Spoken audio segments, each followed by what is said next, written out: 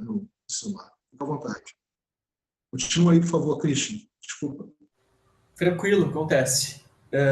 Bom, eu estava bem no ponto aqui, falando sobre como revoluções industriais ocorrem em cima de conhecimento livre, né, em grande parte. Então, se o conhecimento ele não está tão disseminado, acessível em tudo quanto é lugar, é difícil que ele seja massificado, soluções que massifiquem, né, sejam desenvolvidas, assim por diante. E comentando que hoje a gente está vivendo um crescimento exponencial de projetos de hardware aberto e livre na internet, né? Formas abertas de se construir coisas, né? Desde alteração genética, satélite, casas, cidades, roupas, né? Reciclagem, energia, tudo que a gente possa imaginar. Bom, qual é o problema que a gente aborda, né, com isso modular? A gente mostra o problema que foi gerado pelo business as usual, né? A visão de patentes, monopólios, né? Soluções engavetadas e lock-in. Então, essencialmente, é importante dizer que a ecoindústria modular não é contra toda e qualquer forma de patente ou segredos industriais. Em alguns casos, isso pode ser necessário, realmente, mas a gente defende a ideia de que conhecimentos de base para que as pessoas tenham qualidade de vida, vivam de uma forma sustentável ou restaurativa, regenerativa, e tenham todas as suas condições de alimentação, energia, moradia, transporte, saúde, enfim, todas as condições de base, são várias, para não listar extensivamente, deveríamos ter projetos livres, né, uma biblioteca, um acervo, tanto digital como impresso, e disseminado para que as pessoas tenham acesso ao conhecimento de construir realidades com uma vida mais digna. Né? Então, o problema aqui que a gente vive é que numa visão de escassez criada, né, escassez artificial, em cima de patente, monopólio, competição, e no movimento capitalista que a gente vive, está impondo cada vez desafios mais complexos para a gente, né? Porque a gente está vivendo uma realidade de crises convergentes. Então, existem outros termos que tratam disso, crises sistêmicas ou enfim, mas a gente usa o termo crises convergentes porque a gente tem uma visão de explorar quando que as crises se sobrepõem, né, e convergem no momento do tempo.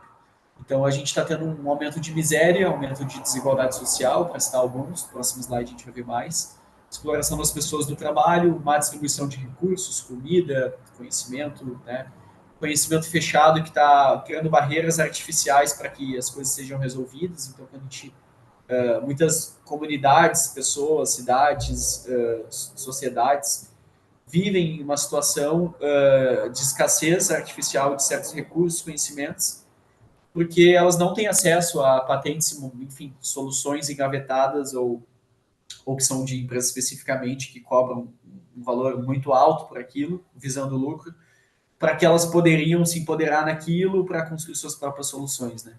E também eu cito aqui a evolução exponencial tecnológica que a gente está tendo, né? Ainda mais com o advento de inteligência artificial, rumo à singularidade. A evolução tecnológica tão acelerada, ela também é uma crise, né? Quando a gente fala aí de desemprego, de inclusão no trabalho, enfim, diferença de classes, né? Aí aqui alguns exemplos de crises convergentes, né? Imagem, né? Trabalho escravo, né? Exploração, lixo nos oceanos, maior do que países, né, inteiros em áreas já, rejetos de petróleo, mineração em água, a desertificação, salinização também, conflitos por intolerância religiosa, né, que ocorrem, e geopolíticas. E aqui daí, na época, aqui, isso até em 2019, eu havia mapeado aqui crises convergentes, então hoje eu já tenho até uma lista mais extensa e algumas pesquisas, algumas linhas de pesquisa sobre elas, como elas se conectam e são interdependentes, né? Então vocês podem ler extensivamente aqui, fiquem à vontade também, vai ficar gravado, podem pausar. Eu vou dar um exemplo especificamente sobre a pandemia, né? As pandemias hoje no mundo elas já são consideradas pelos cientistas como algo cíclico. Elas ocorrem de 8 a 12 anos, uma grande pandemia ocorre no mundo. Né? Isso já vem ocorrendo ciclicamente, há indicadores que mostram isso. É difícil prever qual tipo de doença que vai surgir, né? Se é uma doença, digamos, respiratória, ou qual tipo de contágio, se é de um vírus, uma bactéria, enfim, mas já é algo recorrente e elas estão se tornando mais próximas. E eu posso citar mesmo o exemplo de tanto o H1N1 como o Covid, tem fortes indícios para demonstrar que elas são doenças zoonose, né, que mutaram de animais para os humanos. E a correlação que isso tem com outras crises aqui, como, por exemplo, o desflorestamento, destruição de biodiversidade, superpopulações, hábitos extensivos de alimentação carnista, né, que também levam a gente ter exploração dos animais, desflorestar para cultivo, né, que é o maior causador de desflorestamento do mundo, é a pecuária. E também a gente cria grandes mercados de alimentos, né, mercados públicos ou particulares, enfim, onde a gente tem tudo quanto é tipo de animal morto, com as suas bactérias, vírus, convivendo no mesmo ambiente, e as pessoas, né, põem a mão num no outro. Então, são grandes ambientes para aceleração de mutações epigenéticas, né, de bactérias, vírus, outros animais. Então, isso é um dos motivos também que leva a gente a ter pandemia, além da destruição de habitat, que também os animais eles vivem num ecossistema complexo, né, com cadeias antrópicas de alimentação e, enfim, vírus, bactérias que se autoconsomem. Quando a gente destrói esses habitats, os animais também têm mais interação, né? Então, isso acelera também a mutação. E aqui posso ficar falando uma palestra inteira só sobre as crises convergentes, é um tema bem interessante. E aqui vale dizer que a gente faz um recorte de crises locais, regionais, nacionais, continentais e globais, né? E de todos os caráteres, né? Social, político, econômico, ambiental, então cultural. Então a gente analisa como elas se relacionam. Bom, gosto de comentar também sobre a insuficiência dos relatórios e indicadores globais que a gente acaba se apoiando, né? Então, aqui estão alguns exemplos, as ODS, os Objetivos do Milênio, o IPCC, né? E é atualizado quase todo ano, a visão para 2050 e grandes objetivos de engenharia para o século XX, né? Então, todos eles ainda pressupõem uma visão de sustentabilidade, né? Que devemos ter um desenvolvimento sustentável, visar isso. E como eu havia mostrado aqui, esse relatório, desculpa, esse gráfico eu não tinha mostrado, depois a gente vê em mais detalhes, foi mais ou menos em 1970 que a gente ultrapassou aqui a capacidade natural da Terra. Né? A Terra, né, a biosfera, como nós somos um ecossistema, nós pessoas, né? Porque a gente tem literalmente trilhões de bactérias, fungos e vírus que povoam o nosso corpo em uma relação de endossimbiose e simbiose. Então, se a gente tirar as bactérias do nosso corpo, a gente morre. Então, nós também não somos só as nossas células, mas a gente tem a nossa capacidade de regeneração do nosso metabolismo e a biosfera, os ecossistemas também têm a sua capacidade de autorregeneração natural, né? Então, é importante dizer que a gente começou a alterar as dinâmicas planetárias já com a invenção da agricultura, então há 12, 14 mil anos atrás, e a gente teve uma aceleração dos impactos antrópicos com as revoluções industriais, mas a gente conseguiu superar realmente a capacidade que a Terra tinha de se autorregenerar, ou seja, a taxa com que a gente consome o capital natural se tornou superior à capacidade que a Terra tinha de autorrepor, foi mais ou menos por 1970, né? Confluindo o movimento hippie e outros movimentos globais. Então, por isso que hoje ser sustentável não é mais o suficiente. Então, aqui eu trago alguns ambientes que a gente possa estar trocando. A COP30, ano que vem no Brasil, né? É um ambiente que a gente pode levar visibilidade, mesmo contra lobbies de petrolíferas e grandes empresas que trazem alienação para a conversa, né? Além do âmbito realmente científico e social. E a gente tem os limites planetários, que eu considero o relatório mais completo, assim, que trata de uma visão mais holística sobre os limites da Terra. Aqui está desatualizado, pessoal, depois eu mostro, que a gente já ultrapassou 6 dos 9 limites planetários. Todos eles são extremamente críticos, eles têm interdependência entre si. Então, toda vez que a gente sai da zona verde, a gente, na verdade, está rumando a um colapso planetário, né? E só um deles extremamente desbalanceado já seria o suficiente para levar a um colapso, né? Em diferentes períodos de tempo. Mas como a gente já tem 6 limites planetários que a gente ultrapassou drasticamente, a gente realmente está acelerando isso e a gente está ocasionando mudanças na nossa era geológica e no planeta que não adianta a gente mudar depois para ver se vai ter uma mudança rápida no mundo, porque a gente está desencadeando colapsos, sistemas em cadeia de crise, né, planetária, que vão durar milênios, séculos, até mais, dezenas de milhares de anos, né? Então, mesmo que a gente ultrapasse isso, entre num colapso e que a gente está indo, né? E depois a gente tente regenerar rapidamente o mundo todo, isso mesmo assim pode demorar ainda séculos ou milhares de anos, né? Dependendo do que vai ser feito, porque não é exatamente um sistema linear, né? Um sistema em ciclos na natureza. Então eu trago aqui uma brincadeira sobre o futuro distópico, que é muito explorado pelo cinema, né? Noticiário, os jornais, porque realmente o trágico ele é facilmente vendido e a gente vive hoje a tragédia dos comuns, onde a gente vê que a gente está indo para o colapso e então, mas que as nossas ações individuais não vão fazer diferença frente a grandes ações coletivas que estão levando ao colapso, então a gente acaba não pensando em fazer a nossa parte, né? Então, o que é desenhado para o futuro muitas vezes é assim, mas sou uma pessoa inconformada com essa realidade. Então, eu trabalho para que a gente possa empoderar pessoas e aqui é Cruz Modular sobre isso, para que a gente construa futuros diferentes, né? Só uma curiosidade, acho legal depois para a gente debater também. Esse final de semana eu conheci umas pessoas em São Paulo e jovens, assim, um pouco mais velhos, outros também, e que na vida paulista, viver na capital, etc., e eu não conheço muitas pessoas assim, mas eu sei que elas são muitas, né? Eles não enxergam nada de colapso no mundo, assim, eles realmente têm uma convicção de que tá tudo bem e vai ficar tudo bem, assim. Eu achei bem curioso, assim, essa troca de mundos, porque realmente a maioria das pessoas que eu interajo tem uma visão de que a gente realmente ultrapassou os limites planetários, né? Por mais que não conheçam esses termos, esse estudo, dá para perceber isso tanto na realidade, no dia a dia, como noticiários e outros meios, né?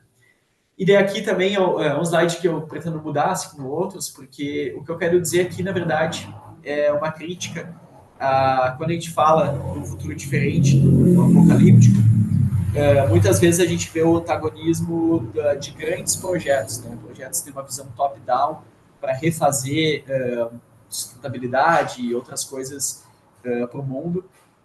Projetos destinados quer dizer, feitos, né, por bilionários, destinados para uma parcela pequena da população. Então a gente vê tanto esses jardins lá em Singapura, como o projeto The Line, que hoje está tendo mais divulgação em redes sociais e tudo mais, já teve problemas de gentrificação, muitos mais existirão. Então, a crítica aqui é que esse tipo de realidade, futuro regenerativo, ele, ele é para todos nós. E, de fato, né, que no Modular a gente mostra como a gente pode fazer isso sem depender de grandes projetos e iniciativas, né, para que a gente não fique refém de bilionários ou governos ou empresas, né? A gente possa ter essa participação cidadã no nosso dia a dia. Então, os princípios da ecoindústria modular, eles são um pouco diferentes do que está no slide, eu já atualizei isso. Cultura regenerativa, então são culturas regenerativas, é um princípio. Outros são os bens culturais livres, então todo o universo de conhecimento livre, tecnologias livres, hardware aberto livre, software livre, ciência cidadã, ciência aberta, tem muitas interfaces aqui. E também a economia ecológica, né? Também pode ser considerada economia regenerativa ou bioeconomia, mas basicamente a gente traz bastante uma perspectiva de decrescimento em alguns lugares e outros lugares ainda uma visão de desenvolvimento, mas não nos índices de PIB nem nada, né? Mas uma visão de desenvolvimento do capital natural, né? Então, realmente numa bioeconomia, onde multiplicação da vida tem mais valor do que a degradação da vida, né? Isso é a economia ecológica. Então, em alguns lugares é preciso decrescer para que a gente consiga fazer uma transição para um desenvolvimento regenerativo. Outros ainda tem bastante espaço de multiplicar, fazer a vida ter mais abundância e com isso a gente ter a economia com mais abundância, a cultura com mais abundância e assim por diante. Esse gráfico eu conheci ele em 2016 e ele mudou minha vida, porque na época eu desde muito novo eu era ligado a questões de sustentabilidade e eu já estava incomodado há alguns anos, em 2016, já sobre o termo e o uso da sustentabilidade. Então, quando eu entendi que tinha coisas além da sustentabilidade, que iam também traziam esclarecimentos sobre como as pessoas estavam usando incorretamente o termo sustentável, isso aqui me trouxe bastante luz e motivação. Então, eu gosto de apresentar isso como sendo escalas de cultura regenerativa, numa visão realmente cultural, tá, pessoal? Então, isso aqui não é especificamente ambiental, nem só econômico, isso é a forma como a gente organiza a cultura, a sociedade, então, atividades da nossa cultura humana, né? Das nossas culturas, né? No plural. Então, a gente tem hoje as práticas convencionais degenerativas, preciso falar muito sobre. O que é uma cultura verde nessa escala? Seria culturas que ainda causam destruição, exploração da natureza, das pessoas, mas que visa mitigar os impactos, reduzir a degradação. Então, escala verde. A sustentabilidade é um ponto neutro, onde a gente consegue causar tanto impacto positivo quanto negativo. Então, a gente basicamente equilibra a balança, fica no 0 a 0, e a gente entra daí na escala positiva de impacto, né? Restauração, reconciliação e a regeneração.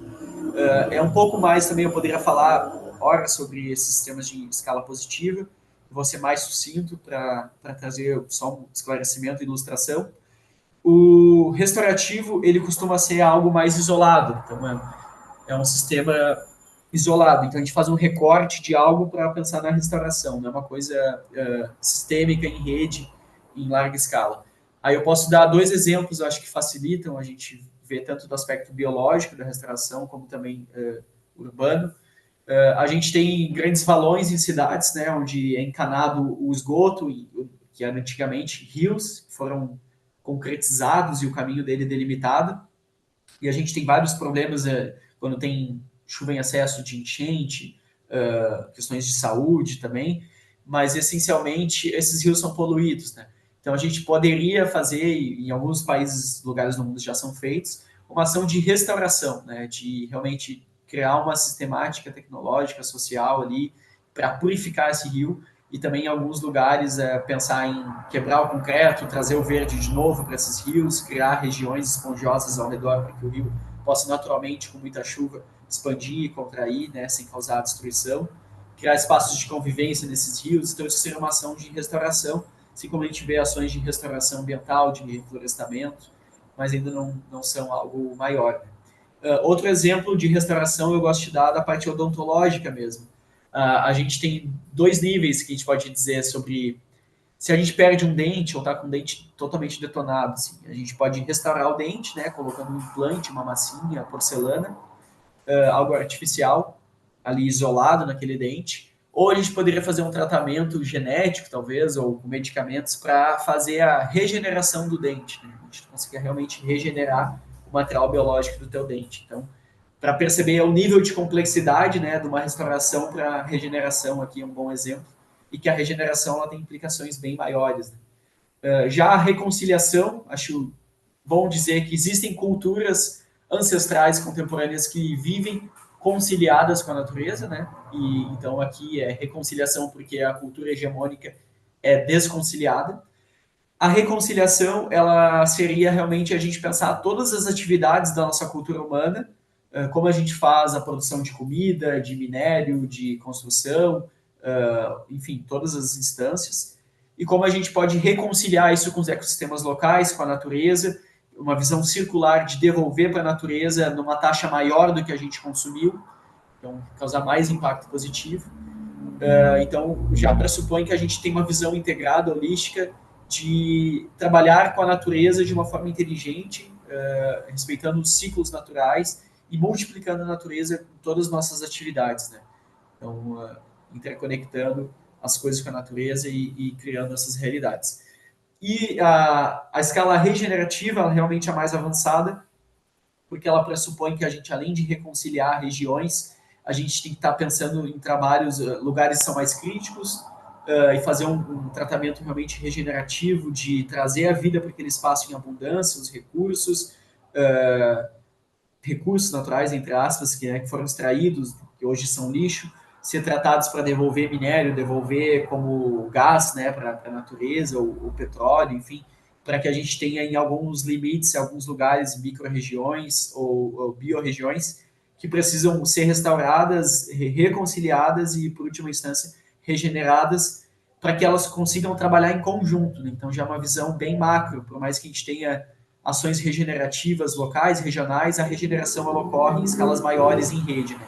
A partir do momento que a gente reconcilia e começa a regenerar muitas regiões, elas vão se tornando grandes regiões, biorregiões, macro-regiões, que vão estar trabalhando para estar regenerando outros continentes, nosso próprio continente, outros países. Então, a visão regenerativa ela é bem maior e pressupõe que a gente tenha muito mais sabedoria natural do que a gente tem nas outras escalas, assim, e mais capacidade tecnológica e também de humildade, né, para trabalhar com a natureza. Aqui a diferença dos sistemas lineares econômicos para um circular. Então, acho importante dizer que monarquia, imperialismo, comunismo, capitalismo, socialismo, todos eles são sistemas lineares. Né? Então, foram criados numa economia onde a gente faz uso, produz, consome e joga fora. Então, por isso que hoje existem movimentos de ecossocialismo ou ecocapitalismo, enfim, mas é um pouco do que o Einstein dizia, de que a mente que criou um problema não é capaz de resolver ele, né? Só uma mente que realmente vive outros paradigmas é capaz de resolver integralmente o problema criado por uma outra mente. Então, quando a gente fica remendando o sistema, é difícil a gente pensar na integralidade e criar um sistema mais resiliente, regenerativo. Então, realmente tem que mudar o paradigma da linearidade e ir para uma visão baseada na natureza, né, circular, onde a gente já tem muitos recursos que a gente causou destruição e hoje estão como lixo, depósitos, perda. A gente pode realmente minerar esses recursos, o lixo, e trazer de volta para a natureza e para atividades produtivas, cessando também o crescimento de exploração da natureza, né, e viver esse paradigma que tenha mais a ver com química verde ou soluções biodegradáveis, bioharmônicas. Daí tem movimentos de biomimética e outras coisas que imitam a natureza, trabalham com a natureza em harmonia, né? Então, a economia ecológica, ela pressupõe esse paradigma da circularidade. E, bom, aí as obras culturais livres, e como eu já disse, é todo o... Aqui eu passo rápido, né? Tudo que tem a ver com liberdade de conhecimento. E aqui está o logo do Definições de Obras Culturais Livres. E, então, esse slide é mais para mostrar algo que a gente considera importante como movimento social e transcultural, é que a gente crie um acervo, um repositório, esse é um dos grandes objetivos da Economia Modular, que tenham módulos que a gente chama os módulos estruturantes, já são pelo menos 20 que a gente tem modelado, para dar conta de muitas crises, né, e que eles sejam o acesso ao conhecimento de como é que se faz essas soluções para todos os âmbitos de uma vida básica de qualidade, seja conhecimento livre universal, né? Então, que a gente trabalhe com o ONU, outras organizações, para que o acesso ao conhecimento de um repositório de soluções regenerativas seja um direito humano difuso e inalienável a todas as pessoas, né? Então, que as que não têm acesso à internet, elas recebam traduzido em panfletos, em zines, em livros, e tem ações globais de ensinar as pessoas a construir suas próprias soluções nesses novos paradigmas, né? De regeneração, circularidade e conhecimento livre, para realmente refazer as civilizações, né? Assim, com uma visão mais básica, refazer comunidades ou refazer a forma como se produz energia e consome numa comunidade ou alimentos e assim por diante. Bom, aí no paradigma da abundância, eu gosto de trazer assim, uma evolução que a gente teve no movimento de obras culturais livres, foi o conceito primeiro do hiperlink, o advento da internet, onde a gente consegue linkar um conhecimento ao outro de uma forma muito dinâmica, inclusive links para a sua própria página, né? Aí o advento do hiperobjeto, que foi cunhado pelo Rafael Pez em 2015, que ele basicamente trata sobre um critério sobre tecnologia livre, que deveria ser mais radical. Então, fazer hiperobjetos, o que é um hiperobjeto? Ele pode ser um celular, uma fresadora, um processo ou uma alteração genética, um processo de reflorestamento ou design de cidades, né, prédios, comunidades, urbanismo, e só que ele seria feito com base apenas em software livre, em hardware aberto e livre e documentação aberta.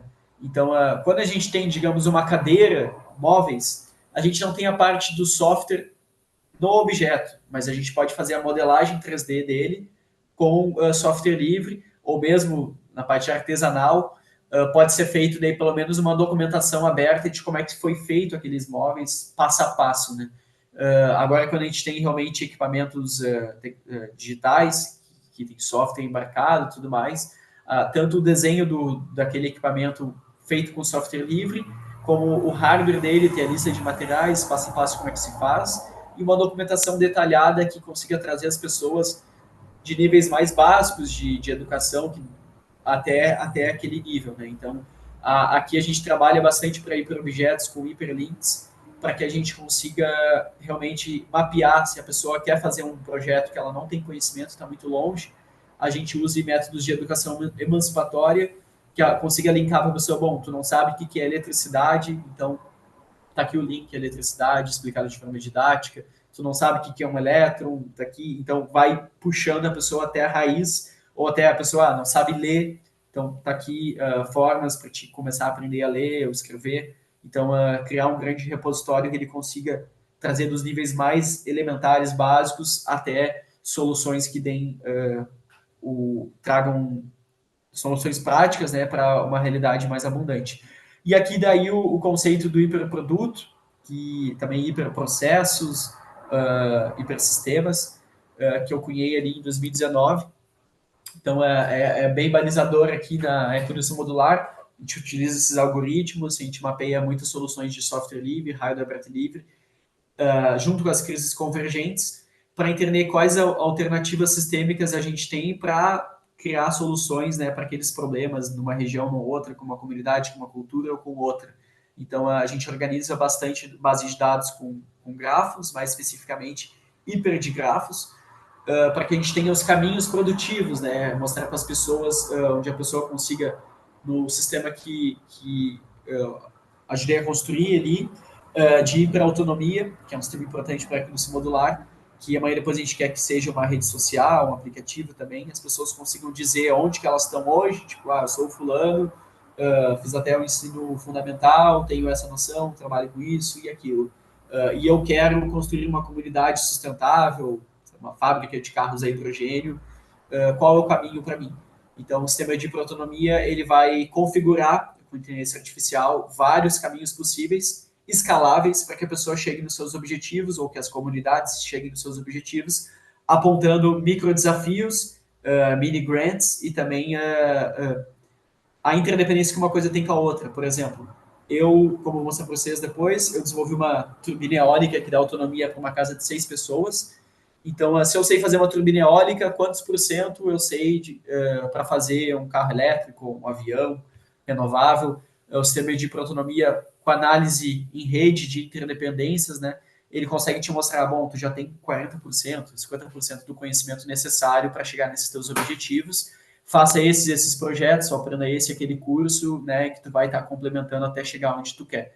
Então, realmente é uma parte bem pedagógica, didática aqui da hiperautonomia.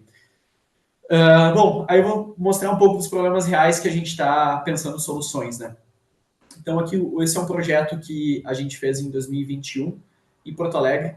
Ele foi o primeiro módulo ecoindustrial de reciclagem comunitária. Então, a gente utilizou do projeto Virtual Plastic, que é um projeto internacional para máquinas de reciclagem.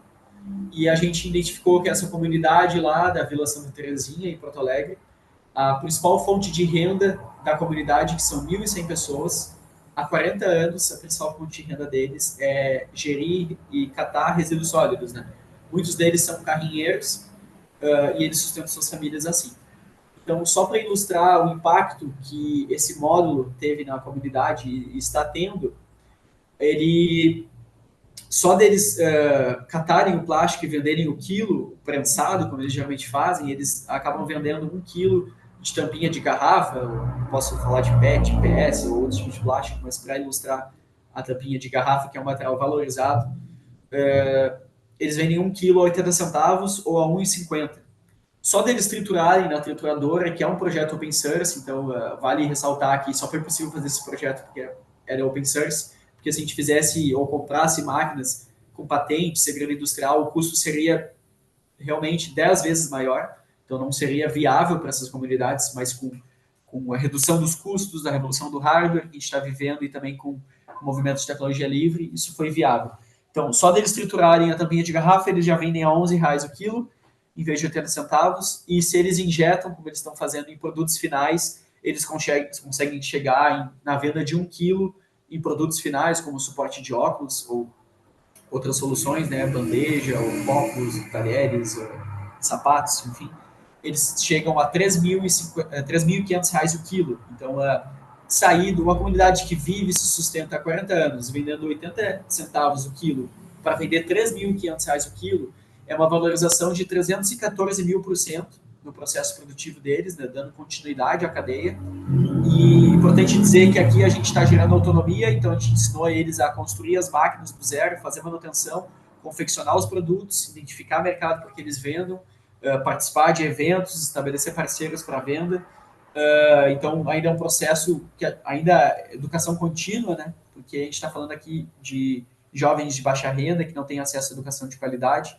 Então, a gente está capacitando eles para que eles consigam criar realmente negócios comunitários e ter um acréscimo de valor na cadeia produtiva. Aqui está a foto da primeira turma, que eu brincando com eles. Aqui também o educador Leco, que ajudou muito e continua lá educando os jovens. O projeto teve parceria ali Usamos as máquinas Purchase Plastic, foi feito através do Vila Flores com o Centro Social Marista, Lixo e Ecodução Modular, em parceria com o edital do Consulado da Holanda, né? Então, acho legal dizer que esse projeto, eu fui a primeira pessoa a identificar a possibilidade de fazer essas máquinas para viver no movimento de tecnologia livre nessa comunidade. Então, em 2019, eu montei uma apresentação, apresentei no Vila Flores, fui na comunidade, apresentei para os líderes da comunidade, né, com a licença lá deles, e engajei o projeto. Na época, a gente conseguiu o apoio da Prefeitura e do Banco Mundial, que o Banco Mundial estava investindo em 2019 20 milhões de dólares para resolver o problema das enchentes em Porto Alegre. E daí fica o questionamento aberto para onde foi esse dinheiro, já que nem manutenção das bombas ocorreu na cidade, né? E por isso que a gente teve essa catástrofe agora. Mas, bom, dentro desse orçamento, eu havia conquistado a aprovação para fazer esse projeto social, ali com um orçamento de R$ 120 mil, para tirar grande parte dos lixos plásticos que ficam em bueiro, né, na região, e por isso causava também mais alagamento. Então, era uma parte de projeto social para incremento de renda, inclusão produtiva, e também para tirar os resíduos do sistema de esgoto. Esse dinheiro nunca veio da Prefeitura nem do Banco Mundial, e daí o projeto ficou lá um tempo parado, e daí depois o pessoal do Vila Flores lembrou do projeto, da apresentação que eu havia feito, e continuou a interação com a comunidade. Então eles viram a oportunidade de um edital do Consulado da Holanda, que tinha o valor de R$ 40 mil, e eles customizaram ali o projeto para fazer um projeto menor, né? Então, com 40 mil, a gente fez essa mudança na comunidade que está gerando esse acréscimo de valor. Bom, e daí aqui a gente fala sobre polinização de hiperobjetos, né, essas máquinas de código aberto, em nossas comunidades, né? Então, aqui são algumas das máquinas básicas que a gente fez na comunidade. Aqui são as máquinas Pro, que agora estou concorrendo a um outro edital, o resultado sai dia 2 de agosto, para saber se eu vou conseguir recurso para fazer essas máquinas Pro e trabalhar em comunidades de cooperativa, de baixa renda, e ONGs, colégios, aqui do ABC Paulista, em São Paulo. Então, ele vai ser daí um módulo de reciclagem e construção comunitária, porque esse módulo que a gente vai estar fazendo agora Pro, depois eu posso mostrar em detalhes, a gente consegue fazer a construção de casas, galpões, edifícios, utensílios domésticos biodegradáveis. Então, ele não é só um módulo de reciclagem comunitária para produtos, mas ele já tem uma visão de construção, edificações realmente também, incluso. Aqui tem outros exemplos de células regenerativas, só para vocês irem se familiarizando. Eu costumo chamar os módulos, às vezes de célula, às vezes de módulo. Então, eles também são células regenerativas. como na sequência eu vou explicar para vocês, com o conceito de acupuntura socioecológica, a gente pensa no planejamento territorial para resolver problemas em cidades de uma forma escalável, colocando alguns módulos, algumas células regenerativas, né, distribuídas numa acupuntura socioecológica específica para criar uma rede produtiva, né, de inclusão produtiva, geração de renda, aumento na qualidade de ensino para essas comunidades, e a partir da rede dessas comunidades ir modificando aquela cidade, ou comunidade maior, ou macro-região. Né? Então, aqui tem um outro exemplo de célula, que é focado em microgeração distribuída. Então, é um módulo para produzir dentro dele aerogeradores, painéis solares, biodigestores, geradores triboelétricos, maré motriz, termoelétricos, então várias fontes realmente de energia que podem ser viáveis em sistemas, né, para energia. Então, um módulo desse, ele pode ser levado, transportado em muitos lugares, ele produz com recursos da região aparatos de produção de energia limpa distribuída, instala na região e depois ele pode ser levado para levar energia de qualidade a um preço justo para mais comunidades. Né? Então, ele também pode ser feito numa comunidade que quer trabalhar com isso, para que a comunidade fique permanentemente com aquele módulo, produzindo fontes de energia e distribuindo. Aí aqui tem alguns exemplos de projetos, né, de instalação solar, o meu microaerogerador, que eu desenvolvi, está todo documentado passo a passo. Isso também é um projeto open source de uma pipa eólica, que ele é com tecido, né, daí tem um balão lá em cima, balão não, desculpa, um paraquedas, onde as pás são, o perfil aerodinâmico é de tecido mesmo, então quando o vento bate nas pás, ele rotaciona com o perfil do tecido. Aqui o projeto Boitatá, do Antônio, que também é colaborador do REGOSH, da Rede Latino-Americana e Caribenha de Tecnologias Livres, que eu também sou coordenador.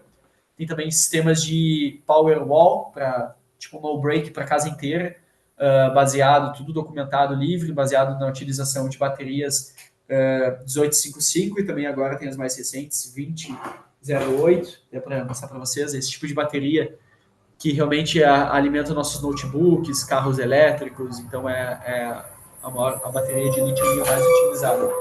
Tem outras soluções também de bateria gravitacional, hídrica, né? Então, com energia tu põe grandes pesos lá para cima e quando tu quer energia de novo, tu solta o peso e com o sistema de roldana, eles vão caindo em câmera lenta com um gerador que vai produzindo energia por demanda enquanto o peso cai. Outros exemplos de bateria que não dependem da extração desses minérios, né, ou reciclagem, que geram outras crises, né, o lítio, o íon, enfim. Então, a gente tem níveis que a gente está vendo lá na escala de cultura regenerativa de soluções que podem ser tanto, né, verdes, sustentáveis, restaurativas, reconciliatórias, até o regenerativo. Então, tem projetos para diferentes etapas onde cada comunidade se encontra. Né? Às vezes, numa realidade, é difícil uma comunidade sair do degenerativo direto para o regenerativo. Então, a gente tem que fazer projetos de transição. E aqui tem outros exemplos, né? Aí aqui, outro módulo, né? Nem todos os módulos são quadrados, a gente trabalha bastante também com geodésia, bioconstrução, aqui para os módulos. Esse é um exemplo de um edifício construído com biobricks, então tijolos de fungos. Então, um material que tem um meio de cultura para que o fungo nasça dentro de uma estufa. Ele faz estruturas com micélio extremamente resilientes, que chegam à força de madeira engenheirada ou até aço, para construir pavilhões, prédios ou, enfim, casas com biodegradáveis, né, que duram centenas de anos com tijolos de fungo. Então, aqui tem alguns exemplos também de projetos, tanto vacina open source que teve no Covid, como laboratório inteiro biohacking, né, open source, sacolas biodegradáveis, também fotobioreatores, os tijolos, pipetas automáticas, então tem muitos projetos da parte bio também. Aqui só ilustrando alguns. Aqui seria um módulo para produção de comida vertical automatizada, então aqui ele pode servir tanto para realmente produção de comida como reflorestamento. Então, tu pode estar criando mudas de árvores nativas aqui no ambiente mais controlado antes de colocar elas na região. E também pode estar produzindo alimentos, né? Então, eles são extremamente escaláveis aqui. Aí aqui alguns exemplos, né, de fazendas verticais, cromatografia do solo, que é uma técnica muito barata, uma amostra custa 40 centavos, e daí tu tem uma visão holística do solo. A imagem de mapeamento com drones pode ser feito. Aqui o projeto de hortas urbanas automatizadas, que foi idealizado pelo Rainer, amigo meu, e depois eu reproduzi esse projeto na residência hacker da Red Bull. Também o Roaming é um projeto aberto de rover para cultivo e monitoramento de plantas. E o FarmBot também é uma CNC para automação ele cuida, rega, dá nutriente, planta, elimina ervas daninhas, tudo com os eixos, né, de uma CNC, 3 eixos. Aí a gente tem módulos de microprodução distribuída, então são módulos para que a gente possa ter máquinas de fabricação digital de código aberto, um ambiente para fabricação metalúrgica, de vidro, ou reciclagem de plástico, ou prototipagem. Então, esses módulos produtivos podem ter muitas funcionalidades e desenhados por demanda. Aqui está um exemplo de um projeto que até era utilizado para controle de satélite. Então, já existem satélites open source, antena open source para controle de satélite. Esses satélites podem ter internet neles, pode ter, enfim, sensores para fazer fotografia. E hoje já tem satélite até feito de microsatélite, né? Com madeira, onde quando eles perdem a sua órbita, eles se deterioram na atmosfera, sem causar lixo espacial e também não causando grande poluição na atmosfera terrestre, né? Realmente algo infinitesimal que pode ser feito a uma taxa muito grande ainda de sustentabilidade. Inclusive, quando volta para a atmosfera, tem aviões, pipas que podem limpar a atmosfera mais fácil do que o espaço, né? Então é uma solução interessante. Aqui a gente tem câmera para fazer laminação, né, com materiais, uma CNC, uma extrusora do Proteus Plastic para fazer filamentos com impressão 3D e móveis que são expandíveis, né? Então aqui é um exemplo do Drop Fab. Aí aqui a gente fala sobre a nossa bancada de hiperobjetos, que lá onde eu trabalhava lá com o PESE, do conceito de hiperobjeto, no CTA, que é o Centro de Tecnologia Acadêmica do Instituto de Física, primeiro laboratório de tecnologia livre do Brasil. A gente desenvolvia projetos, a gente fez essa fresadora que faz placa de circuito impresso, então placas eletrônicas, tu faz o desenho dela e ela vai lá e usina a placa, meio que imprime para te fazer peças, placas para controle de máquinas, ou para celular, para satélite, para equipamentos biomédicos, o que quer que seja. A gente fez essa máquina, ela é inteiramente open source, se tornou um spin-off, um amigo nosso que trouxe o projeto, encabeçou o projeto, ele vende através da empresa familiar dele. A gente tem outros projetos como a Prusa, né, que é uma impressora 3D open source, a Xcargo também é uma router open source, e a gente tem braços robóticos open source hoje também, que são pouco explorados, né, mas isso tudo pode estar numa bancada, e a gente costuma brincar com o conceito da bancada de projeto, porque essas máquinas têm capacidade de se auto-replicar, né? Então, como vocês podem ver, todas as partes mecânicas aqui de aço, de todas as máquinas, podem ser feitas com a router CNC. Todas as partes eletrônicas são feitas com a fresadora PCI, todas as partes plásticas podem ser feitas com a impressora 3D, e daí com isso, com uma bancada de projeto, tu consegue reproduzir as máquinas de uma forma escalável, muito barata, então tu tendo a bancada de projeto numa comunidade, tu já pode fazer mais máquinas para outras comunidades a um preço muito baixos. Então, a gente fala sobre a reprodução da bancada de objetos aqui. E daí aqui tem algum caso que ele não é open source, mas ele é interessante sobre uma revolução que a gente está vivendo na manufatura de carros, onde os carros já não são feitos com aço, né, largamente, que envolve grande desperdício energético, mas sim com fibra de carbono.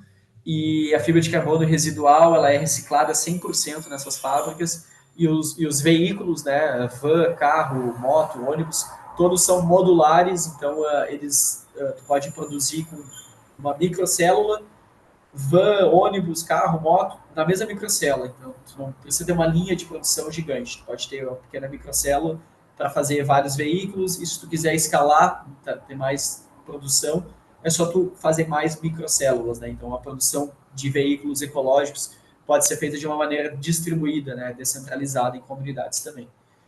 Outro exemplo legal, o Open Source Ecology, que é um projeto que eles tinham mapeado a ideia de fazer 50 máquinas que é, digamos, para refazer a civilização de uma forma sustentável. Então, é um projeto que a gente, como Equinix Modular, bebeu muito na fonte. Eles conceberam algumas dessas máquinas, fabricaram só 4 delas, se não me engano, outras não foram concluídas. Eu até não tenho contato direto com eles, mas curioso saber porque o projeto não teve continuidade, né? A gente está tendo uma abordagem em implementar soluções que as comunidades precisam realmente aqui no Brasil e com projetos da ecoindústria modular, para que com isso a gente vá construindo os módulos, né? Então a gente está orientado mais a necessidade das pessoas para ir fazendo esses módulos em comunidades que realmente já trabalham com aquilo, né? E não necessariamente buscando recurso para fazer 50 máquinas, uma depois da outra, ou paralelo. Mas esse é um projeto bem bacana que a gente tem como referência. Acho legal citar também sobre tantos grants que tem aqui em cripto, né? Se fala muito no ReRe, como editais, fundos perdidos, empresas que financiam projetos como esses. Então, a gente pode estar utilizando métodos e redes desses grupos para que a gente, e até conceitos que são críticos, né? São questionáveis, né? De greenwashing, greenwishing, ESG, ou enfim, que a gente possa estar mergulhando nesses movimentos também, ou participando de uma forma satélite, para trazer recursos para fazer os projetos que a gente deseja aqui. Né? Então, o que a gente precisa na indústria modular? Aqui é antigo, né, essa necessidade, mas comunidades engajadas, então pessoas engajadas nessa visão que a gente está construindo na indústria modular, para que a gente consiga trazer recursos e ir fazendo os projetos em comunidades, também designers, né, para estar ajudando na produção do material, influenciadores, também meios para a gente obter financiamentos, também técnicas de mensuração de impacto, para que a gente realmente consiga levantar números, né, estatísticas sobre mudança do índice de educação, de economia, ou em comunidades que a gente vai estar fazendo projetos. Também programadores, engenheiros de dados para desenvolver as plataformas web e sistemas da ecoindústria modular, inclusive processos de gamificação que a gente quer fazer. Analistas de supply chain também continua sendo importante, porque a gente analisa muitas cadeias de fornecedores e a gente quer ter fornecedores comprometidos com ecologia, sustentabilidade, restauração. Então, exige analisar muitas cadeias de suprimento, até a origem, né? O algoritmo ali da hiperautonomia, ele pressupõe que a gente consiga mapear, né, crescentemente um recurso desde lá da origem. Então, de qual jazida foi tirado o minério para fazer tal coisa em tal fábrica, que depois, né, em tal mineradora, depois em tal fábrica, e a gente mapear toda essa cadeia para que a gente tenha um discernimento sobre esse ciclo e o que a gente consiga, daí, beleza, a gente só conseguimos viabilizar esse projeto por enquanto, comprando desse fornecedor que veio daquela fábrica, que veio daquela mineradora, e que a gente não quer estar apoiando a longo prazo, mas hoje foi como foi viabilizado, para que a gente consiga ver outros caminhos. A gente pode estar reciclando do resíduo e trabalhando com uma cooperativa lá que já tem acesso a esses recursos do lixo, para que a gente consiga, com outros módulos, fazer a utilização de simbiose industrial, né, pegar aquele material, tornar ele de novo a matéria-prima ou peças, produtos para fazer o que a gente deseja. E o que eu mais tenho aqui hoje, mas a gente precisa de mais também, são designers 3D, né, para fazer a modelagem desses cenários, desses módulos, desses projetos, para que a gente consiga primeiro mostrar a viabilidade dele financeira ou a viabilidade de impacto numa comunidade e desenhar aquilo 3D para depois a gente conseguir o recurso e materializar. Né? Aqui tem um exemplo de um organismo industrial, aqui por enquanto em containers para facilitar, mas a gente quer fazer desenhos de parques ecoindustriais modulares com formas biomiméticas, né, mais vivas de construção. Esse aqui foi um projeto embrionário, onde a gente tem 5 módulos: o módulo de produção de energia, que está no exterior, o módulo de reciclagem e construção comunitária para casa, moradia e também fabricação de tecidos domésticos biodegradáveis com a bioprensa, um centro de troca, né, inovação, pesquisa, desenvolvimento de novas soluções. Aí aqui tem um módulo de reflorestamento e produção de comida vertical, e em cima tem um laboratório de biologia sintética para fazer soluções como, por exemplo, uma amiga minha, a Heloísa Ball, ela desenvolveu numa competição internacional, com um grupo de pesquisa da URGS, e foi para o Biogen, que é a competição internacional de biologia sintética, a viabilidade de alterar geneticamente uma bactéria para que ela fosse capaz de comer glifosato na água, que é um dos maiores agrotóxicos que a gente tem no Brasil e causa doença nas pessoas. Então, tu pode ter um bioreator ali onde tu filtra o glifosato com essas bactérias e quando acaba o glifosato na água, essas bactérias morrem. Então, também reduz o risco dessas bactérias saírem para o meio ambiente ou causarem um desequilíbrio ecológico, né?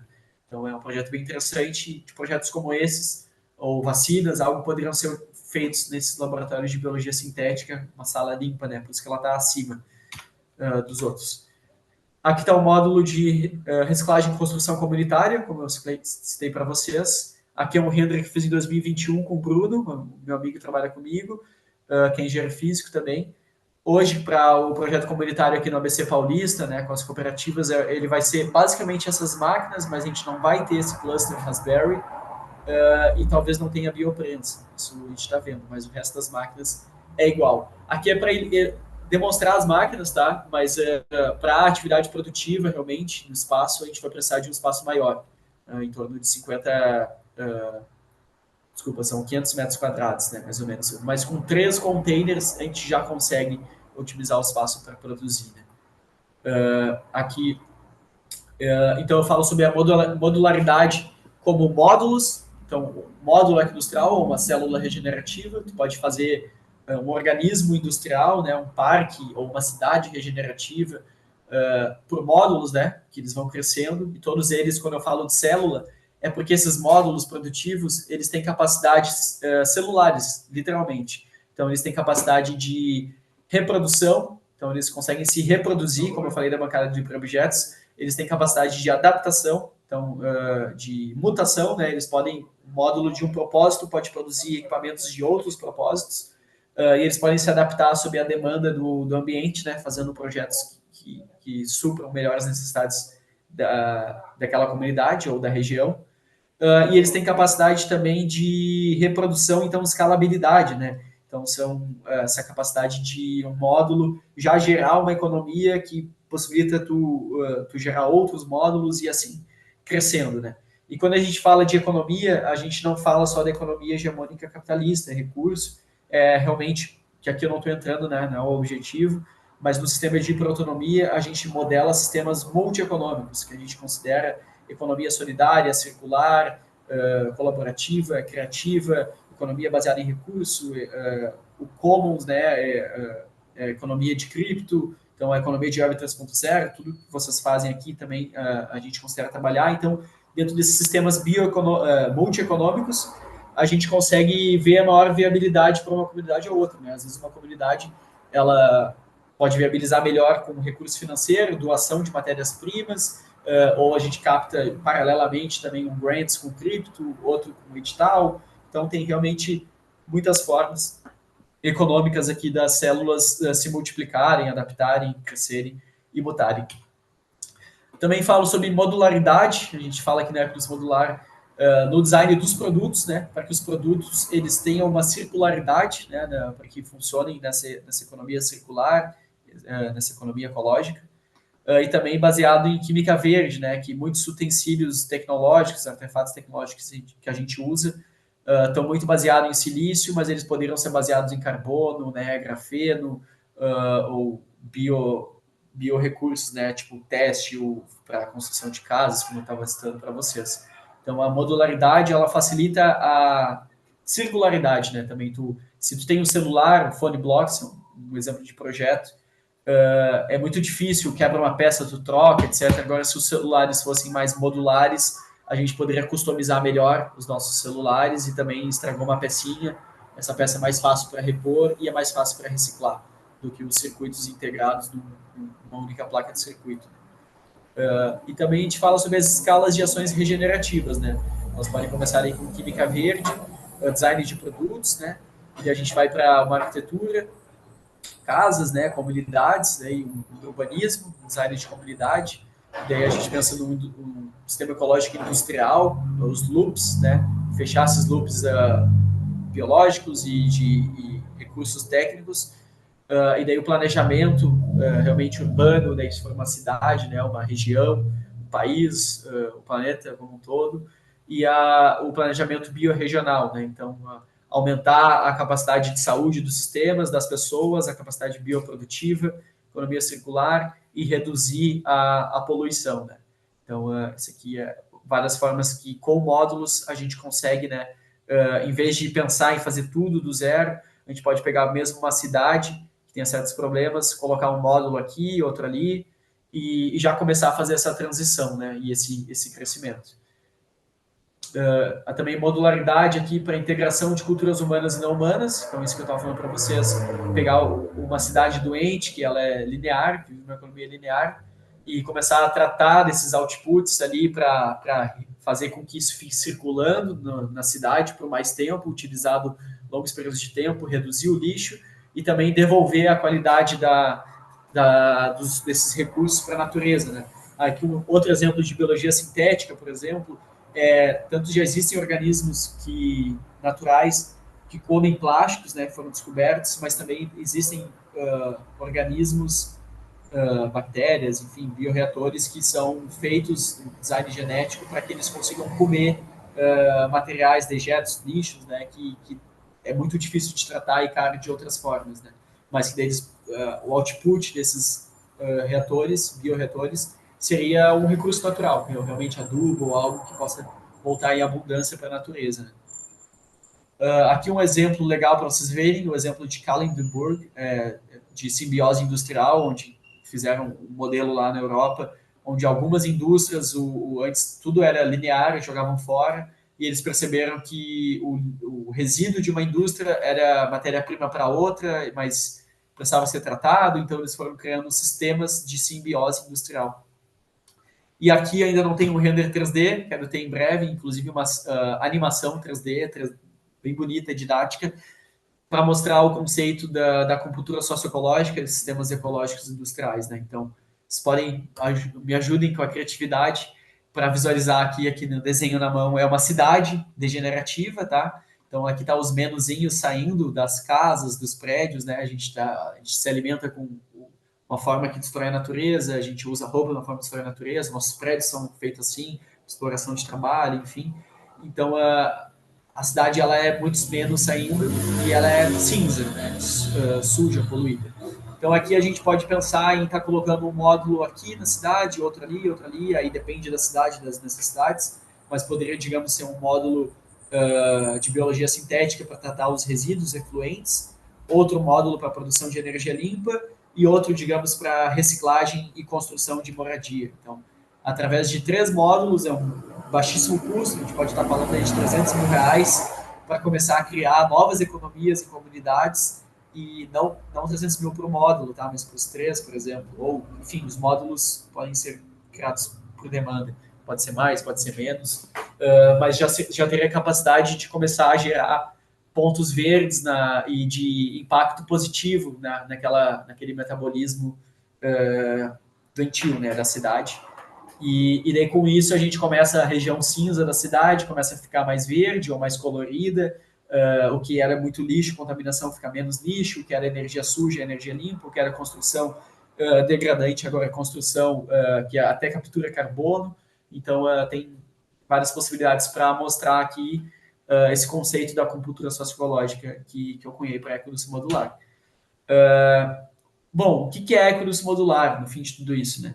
É para ser um movimento, então tem que ter engajamento das pessoas, a gente tem que ver formas eficientes que as pessoas trabalham em conjunto nisso, fazer encontros de economia modular, trabalhar com comunidades, e é uma plataforma para desenvolvimento regenerativo, ou decrescimento regenerativo. Então, ela é tanto um movimento, como também a gente quer fazer uma plataforma física. Cada módulo que a gente fizer vai ser um nó na rede da economia modular, como o projeto Semente Plástico já é, como outro que a gente quer fazer aqui e outros que a gente quer ir fazendo. Então, as pessoas podem visitar esse ponto local, esse módulo, essa célula regenerativa para ter acesso à comunidade local lá da economia modular. E também a gente quer que seja uma plataforma digital, inclusive um jogo com criptomoeda, onde a pessoa consiga ter tanto ganho financeiro jogando, porque ela vai estar produzindo conhecimento científico de uma consciência cidadã e ajudando projetos que já existem. Digamos, na interação do jogo lá, ela vai ter o planeta Terra ou uma região, uma biorregião específica, onde aquela região está degradada, destruída, está entrando em colapso, e tu tem que, num tempo específico, fazer ações, implementar energia limpa, módulos, acupuntura socioecológica, para ir jogando e melhorando aquela região. Enquanto isso, tu vai recebendo desafios. Aconteceu um alagamento no Rio Grande do Sul, aconteceu um monte de petróleo caiu na bacia lá no Ceará. Então, tipo, tu vai tendo esses desafios e as pessoas vão resolvendo no jogo e, ao mesmo tempo, elas vão estar contribuindo com a produção científica e de soluções tecnológicas que voltam para o jogo, mas também voltam em créditos para elas, que elas podem tanto comprar coisas do jogo, na plataforma da Equinus Modular, como também trocar por kits, brindes que os módulos físicos produzem, né, materiais de plástico reciclado, aparatos de produção de energia, ou, enfim, prêmios ou coisas específicas, ou a pessoa, por fim, se tiver uma moeda bem desenvolvida, ela poderia, inclusive, vender a moeda e tirar em real ou em outra moeda, né? Então, isso a gente pensa para aqui no Modular há alguns anos. Então, como movimento, ter a ajuda de vocês aqui também para estar construindo isso, e eu vejo que vocês já estão fazendo isso em várias frentes, então é muito multiplicador, né, o nosso encontro. Então, eu também falo sobre as esferas de ação da Equinus Modular, sobre ela está bem no centro assim de alternativas sistêmicas, que são soluções alternativas para as que a gente tem hoje, crises convergentes, né, mapeadas, e a inovação transformadora, né? Então, só para explicar o que é a inovação transformadora, a gente tem lá nas escalas de inovação, a inovação incremental, a inovação disruptiva e inovação transformadora. A incremental é uma melhoria de algo que já tem, né, seja mais eficiência, eficácia. A disruptiva é tu mudar a forma como um sistema funciona, então tu cria uma solução que vai mudar como o resto funciona, tipo Bitcoin ou enfim, outras soluções tentando ganhar escala de horta vertical ou painel solar disseminado no Brasil também, é uma coisa que está mudando o sistema. E já a inovação transformadora, ela é uma inovação que muda o sistema como um todo. Então, ela não é uma inovação disruptiva, ela é, digamos, uma inovação transformadora, poderia ser um sistema pós-capitalista. Então, a Equinus Modular, ela está no meio disso tudo. Assim. Então, e aqui, bom, a gente quer se tornar um movimento para promoção da progressiva transposição dos paradigmas, né? E criar daí módulos locais para resolver problemas, criar essa rede, uma comunidade ativa, participante, uma plataforma online, para que a gente consiga construir sociedades mais equânimes também, com mais oportunidade de desenvolvimento com o nosso acervo de soluções open source. E aí eu me despeço e concluo minha apresentação com essa frase aí, pessoal. Muito obrigado. Maravilha, querido. Maravilha. Impressionante volumes, a dinâmica, como existe uma absoluta sinergia com tudo que o ERRE está buscando como protocolo eletrônico transgerativo matriciar e prototipar, né, como blueprint Web3 gerativo. Então, tem uma total e absoluta ligação com isso aí. Fico impressionado porque nessa segunda metade essa segunda década, né, desse século, muito do que você falou aí, Christian, através de uma exploração que antecede, né, a própria cocriação do RERE, que é a estação experimental, a gente fez algo semelhante, mas diferente, num plano mais de gerar tecnologias sociais entre pessoas, como, por exemplo, o Gambiarra Lab, né? A gente fez um laboratório de gambiarra ao ar livre, ligando cidades do interior, favelas e centros urbanos, envolvendo aí milhares de pessoas ao longo de 3 anos. Quer dizer, se parar para pensar aqui e fazer é impressionante o volume de sinergia que existe dentro, né, do que vocês estão pegando. E os neologismos também muito interessantes. Só um neologismo que eu ia falar para você, que eu não sei se foi que vocês criaram, esse neologismo está baseado em algum entendimento, alguma literatura e algum entendimento que já está aí fora, né, ligado à cultura open source. Mas, por exemplo, quando você fala de hiperobjetos, né, aqueles objetos que você não consegue pegar. Por exemplo, a poluição de plástico em todo o planeta, o capitalismo em si, enfim, coisas do gênero. E quando você fala ligado ao commons, né, já existe um conceito chamado commons artifacts, né, ou seja, artefatos de usufruto comum, né, que mais ou menos seria o que vocês estão propondo, só que consegue pegar toda as outras dimensões. Quando você fala de um artefato, você não está falando só de um objeto, você inclui o objeto. Né? O objeto faz parte do artefato. Né? Então, você tem as relações subjetivas, lá por diante. Mas isso é uma coisa que a gente pode conversar depois, que é muito interessante. Por fim, falar de um trabalho que isso tudo que você está falando está ligado profundamente à economia peer-to-peer, né? Ao paradigma P2P, ao paradigma das complexidades, e que tem um ente lá que há 11 anos faz trabalho exatamente parecido com esse, que é a Sensórica no Canadá, que agora, em julho, a gente vai estar começando a integrar na dinâmica do Rerê também. Eles vão ficar fascinados de saber que já existe um trabalho como esse sendo feito no Brasil. Eu também conheço o pessoal da Open Source Ecology, que também tentei trazer as unidades para cá em 2012, quando eles estavam começando, 2013, mas acabou que não rolou. Em suma, tem vários pontos sinérgicos aí, querido. Parabéns aí por esse trabalho sensacional, tá bom? Vou passar aí para o Atos, que está aí desde o princípio, o Thiago, e na sequência o Cauê, que chegou um pouquinho depois, tá? Para fazer suas respectivas apreciações, a gente já pode partir para o check-out. Mas, de antemão, parabenizo aí, trabalho sensacional, fantástico. E vamos nessa. Fica aí à vontade, Atos. Obrigado, Vini. Cara, minha apreciação vai ser sucinta, assim, eu já tive um contato anterior com o Christian, eu já tinha conhecido um pouco sobre o projeto, eu acho que é totalmente ressonante com tudo isso que a gente vem co-criando e conversa não só no que diz respeito a conceitos, mas também na prática, de colocar esses conceitos em prática, sabe? Eu acho que tem um projeto muito maduro e, bom, eu acho que é só a gente ir seguindo com os nossos syncaps, com as nossas conexões, e isso vai naturalmente ser amplificado, eu diria, catalisado por todo esse movimento de rede, né? Cara, admiro muito essas iniciativas. Parabéns, Christian, mais uma vez, cara. Admiro pra caramba esse teu trabalho que você vem criando aí. E, cara, eu acho que é só a gente ir seguindo, essa coisa vai naturalmente emergir e se ativar e ficar cada vez mais forte, solidificada com essas parcerias em rede, assim, né? Empreender em rede, né? Esse conceito que o Rê traz, que eu acho bem importante, potente. Bom, faço disso a minha apreciação. Passo de volta para você, Vini. Thiago, fica à vontade aí, querido. Na sequência, a gente vai ouvir o Cauê. Nossa, Christian, também queria, assim, parabenizar, né? Porque realmente é um projeto profundo,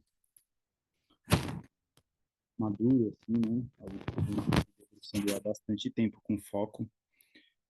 Então, que bom ver isso. E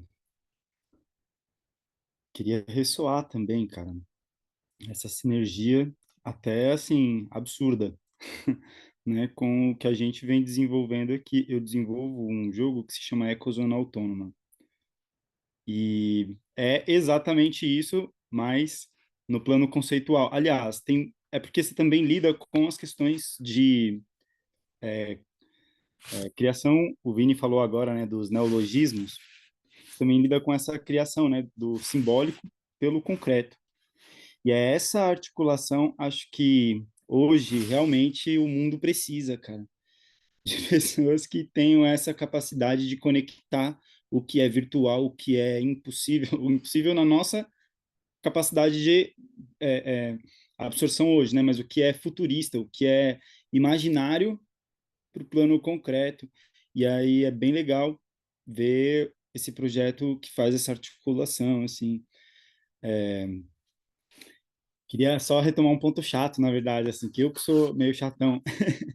Teve esse momento que você falou sobre é, os sistemas circulares e lineares, né? E colocou junto os sistemas políticos, sociais e políticos e de produção de conhecimento, né? Assim, por exemplo, o anarquismo não necessariamente tem um sistema econômico linear, né? Porque ele tem outras, na verdade, ele é o contrário disso, do sistema linear, né? Ele justamente pensa o mundo a partir das conexões não hierárquicas, inclusive com entes naturais. Então, se a gente for ver a historiografia, né, da anarquia, é sobre isso. sobre não dominação, colonização do outro. Então, foi só o único ponto assim que eu tipo dei um ruído assim, mas de resto eu fiquei também assim muito sinérgico com todo esse tanto método como esse objetivo de é, regenerativo, né? Você trouxe vários dados, inclusive obrigado por alguns dados assim, porque por mais que a gente já tenha visto e esteja careca de saber, já todo mundo já sabe desde os 5 anos que a gente já matou o planeta 6 vezes. Então, por mais que isso, né, já seja um dado assim bastante difundido, é muito importante ouvir ele até às vezes dos nossos pares, porque a gente até se fortalece, né, com esses dados, assim, com essas coisas que você vai retomando para você, impulsos que também são seus, assim. Então, valeu, velho, obrigado, assim, pela apresentação coesa, objetiva, foi da hora. Passo para o Cauê. A Esther saiu, Vini? A Esther disse que dá uma saidinha e voltar, mas vamos ver. Passa para o Cauê. Cauê, aproveita, faz seu check-in, sua apreciação e check-out. Salve, salve, galera. Bom, tô meio zoado hoje, não tô muito bem, mas feliz de ter pego pelo menos o finalzinho da apresentação do Cris. Cara, não tô muito bom para pensar, assim, mas eu já tinha me conectado com o Christian exatamente sobre o projeto, para falar sobre o projeto. Eu assisti o vídeo dele de apresentação, junto com o Bruno, assisti no YouTube, daí cheguei no privado lá pra trocar ideia, e o mais interessante é que ele já estava no grupo da Greenpeace, né? Mesmo antes da Greenpeace Brasil surgir assim, ele já estava divulgando lá, daí foi assim até que eu vi o projeto e tal. E, cara, tô animado de ter o Christian com a gente, massa que você tá aqui no Círculo Originário, Cris, e vamos nessa. Não tem muito mais pra falar, porque eu tô aqui me esforçando bastante pra me manter bem. Mas valeu, galera. Valeu, querido. E vamos jogar o Ethereum como public good da galera. Então, olha só. É, não, eu tô pensando em fazer uma NFT com isso, Vini. Tô pensando em lançar essa NFT e lançar umas coleções. Tá Pegar maneiríssimo. umas artes assim. Muita gente gostou dessa imagem, cara. Tá maneiríssimo, maneiríssimo. Então, Christian, querido, sinta-se convidado, assim como a Esther está convidada, a chegar junto e a gente fazer. No seu caso também vai ser um metamapeamento, a gente considera um mapeamento básico, tá? Um remapeamento básico. Por que a gente considera um metamapeamento? Porque você já tem vários projetos, já tem coisas consolidadas, que é o caso da Simpoesis também, por exemplo. Então, mas é um mapeamento básico, sim, porque o crítico a gente está fazendo mais para aqueles projetos que já vêm aquele formatozinho de startup, entendeu? Web 2.0, a lá Vale do Silício, sabe o que eu estou falando? E a gente precisa abrir o código para desconstruir e a pessoa e as pessoas envolvidas e o próprio projeto aos poucos ir se transmutando, né? Fazendo uma mutação, né? Até ele virar de fato uma outra coisa, que não seja uma típica startup Web 2, vamos botar assim. Mas obviamente que não é o seu caso, tá? Até pela própria proposta, né, de disseminar, de se apropriar, de você gerar um padrão descentralizado para distribuído, enfim. Muito bacana. Então, sinta-se convidado para a gente poder já marcar o início desse metamapeamento na forma de um remapeamento básico, tá bom, Cristian? E vou deixar para você, querido, fazer a sua apreciação e fechamento aqui para a gente poder encerrar, porque eu sei que na sequência aí vai ter o sync-up de estratégia, vamos dizer assim, da Greenpeace Brasil. Tá bom, querido? Fica à vontade aí. Vamos Ah, nessa. não vai ter hoje não, Vini. Não tem ninguém pra hostear. E como eu tô zoadão, acabei adiando. Então, beleza. Então, fica à vontade aí, Cristian. Vai nessa. Vamos embora. Bom, pessoal, de verdade, do fundo do coração, agradeço aí a apreciação, as palavras, a admiração no projeto. E faz muitos anos que eu me dedico a isso mesmo.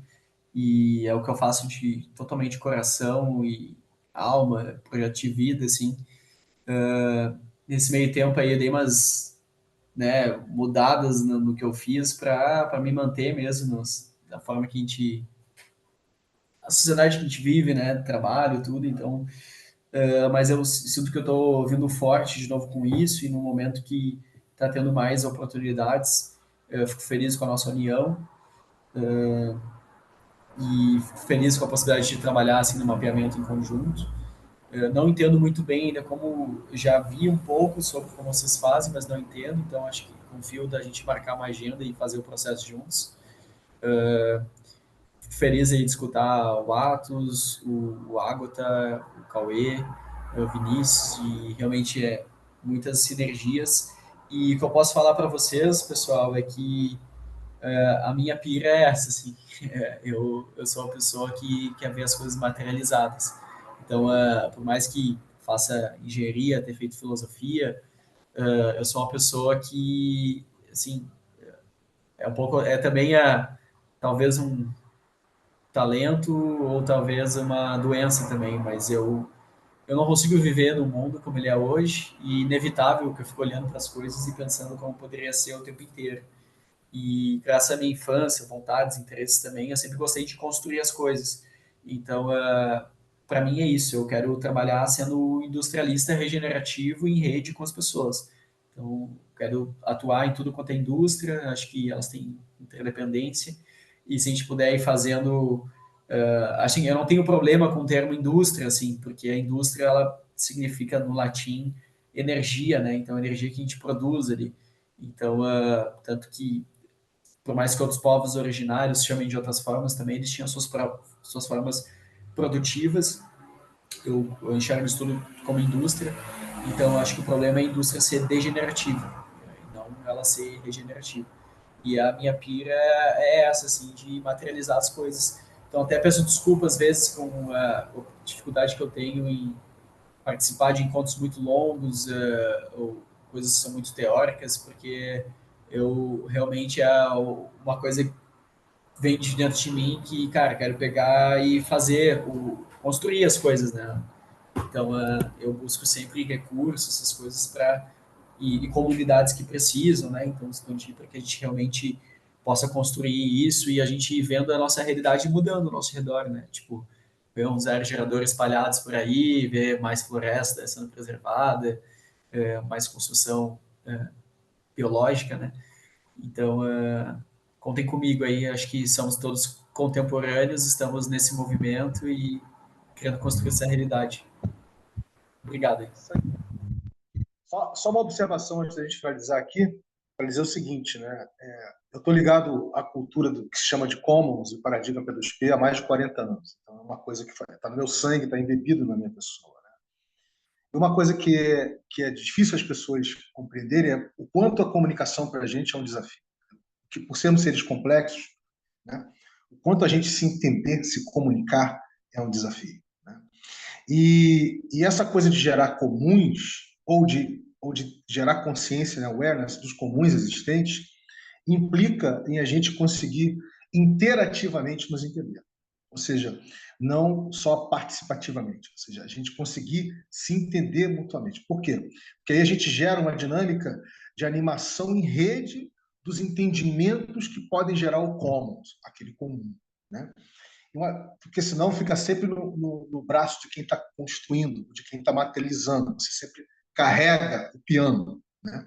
Então, o RE, com o protocolo regenerativo, ele visa criar primitivos cyberculturais e blueprints Web3 gerativos que vão virar comuns cibernéticos no espaço cibernético da Web3.